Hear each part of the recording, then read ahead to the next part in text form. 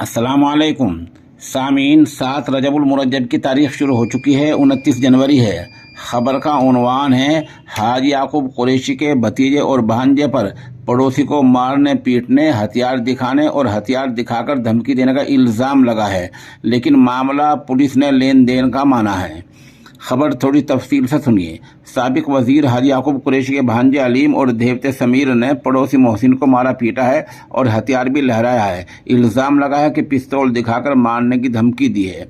Police ने भतीजे और देवते समेत 6 लोगों के खिलाफ मुकदमा दर्ज कर लिया है। इसके साथ ही मुतासिर के घर वालों ने घर पर एक पोस्टर लगाया है जिस पर लिखा है, ये मकान बिकाऊ है। उनका कहना है कि हम खौफ के मारे और डर की वजह से ऐसा कर रहे हैं। इल्ज़ाम है कि याकूब के अहले खाना समझौता न करने पर जान से मारने की धमकी दे रहे हैं। इल्ज़ाम ये भी है कि धमकी पड़ोसी राशिद को भी दी गई है। पुलिस ने नदीम की तहरीर पर याकूब के नौकरों समीर, मुशीर, भतीजे अलीम कुरैशी और उनके साथियों अफजल, मुबीन, सरताज वगैरह के खिलाफ मुकदमा दर्ज कर लिया है। ताहम पुलिस के आला अफसर ने मामले को लेन देन का बताया है और ये भी कहा कि मामले की